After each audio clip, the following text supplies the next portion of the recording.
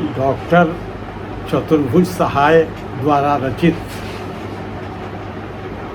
साधना के अनुभव के पुस्तक के प्रथम अध्याय को आगे बढ़ाते हुए मैं आगे कुछ उसमें जो विशेष तथ्य हैं उसकी तरफ आपका ध्यान आकृष्ट करना चाहता हूँ। उसमें गर्भोपनिषद की प्रतिध्वनि स्पष्ट सुनाई पड़ती है। उन्होंने जो भी कुछ लिखा वो अनुभव के आधार पर लिखा और ये चीज़ हमारे उपनिषदों में भी पाई जाती है।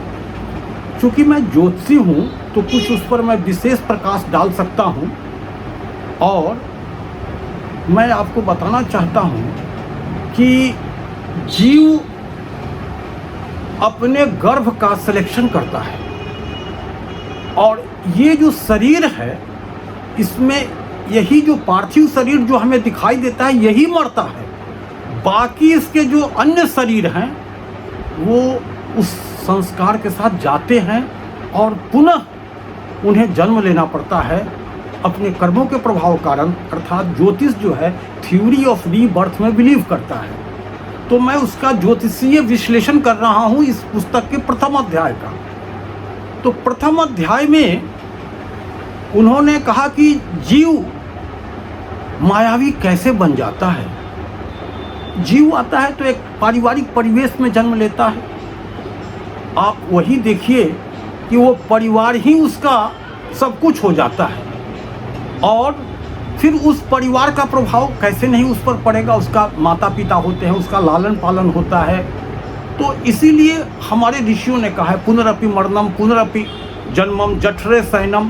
तो ये जो साइकिल ऑफ रीबर्थ है इस क्यों बनता है, ये हमारे सोच और संस्कार के कारण होता है।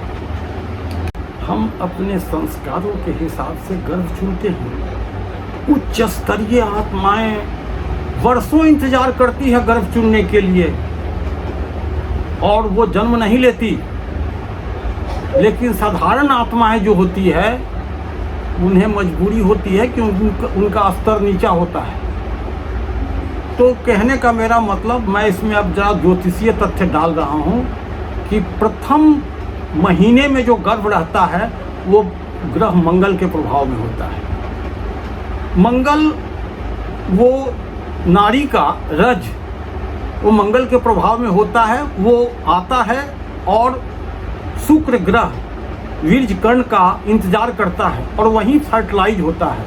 आपको पता होना चाहिए जो फ्लावर भगवान पर चढ़ाए जाते हैं वो रिप्रोडक्टिव ऑर्गन है प्लांट का और उसमें पॉलिनेशन फर्टिलाइजेशन की क्रिया उसी में होती है। तो खैर मैं उस बायोलॉजिकल तथ्य की ओर आपको नहीं ले जाऊंगा, मैं उस पुस्तक की ओर ले जा रहा हूं कि आप गर्भ में क्यों आते हैं। तो गर्भ में क्यों आते हैं और कहां से आप पर ज्योतिषीय प्रभाव भी पड़ने लगता है।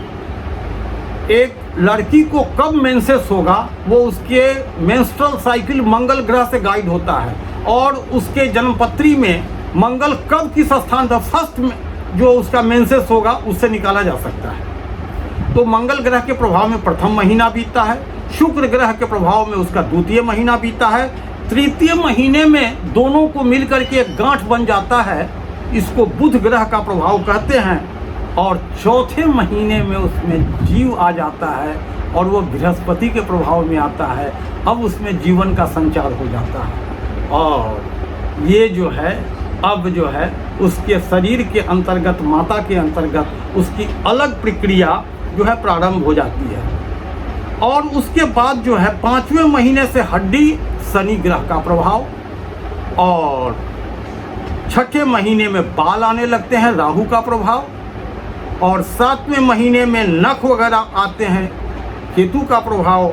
8वें या 9वें महीने में सूर्य और चंद्रमा से आंखें बन जाती है और 9 महीने 20 दिन के बाद वो गर्भ संसार में आ जाता है।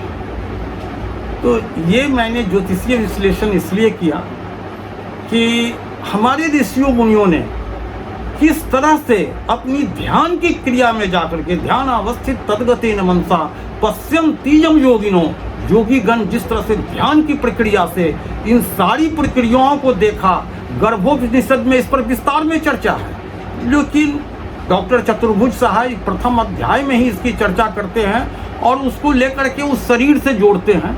पता नहीं इस टाइप का डेप्थ इन डेप्थ नॉलेज उनके जो सत्संग में लोग हैं उनके पास है कि नहीं है, इस पर मुझे संदेह है और मुझे ये कहना है कि इस पर रिसर्च होना चाहिए। मैं बार बार कह रहा हूँ कि भाई ये पुस्तक है, इस पुस्तक के अनुकूल कुछ प्रोग्राम चलाए जाएं ताकि लोगों का ज़्यादा उद्धार हो। तो ये है। आगे मुझे ये कहना है कि जैसे ही आदमी की मृत्यु होती है उसकी इच्छाएं बहुत ज़्यादा बढ़ जाती है और इसीलिए जब फांसी वगैरह भी दी जाती है तो उसकी अंतिम इच्छा पूछ ली जाती है। तो ये सब एक प्रक्रिया है। तो कहने का मतलब आपका जन्म, आपका मरण, ये भी समझिए कि आपके ही हाथ में है और यहीं पर आपका कर्म का सिद्धांत आपके सामने आता है। जैसा कर्म करोगे वैसा ही फल मिलेगा और यहीं पर गीता की उक्ति आ जाती है। इसलिए इस पुस्तक में गीता की प्रतिध्वनि, गर्भोपनिषद की प्रतिध्वनि स्पष्ट सुनाई देती है। इस पर हमें विचार करना चाहिए और हमें सब किसी को उस रास्ते पर चलकर कल्याण का भागी होना चाहिए। जय माँ दुर्गे, जय गुरु।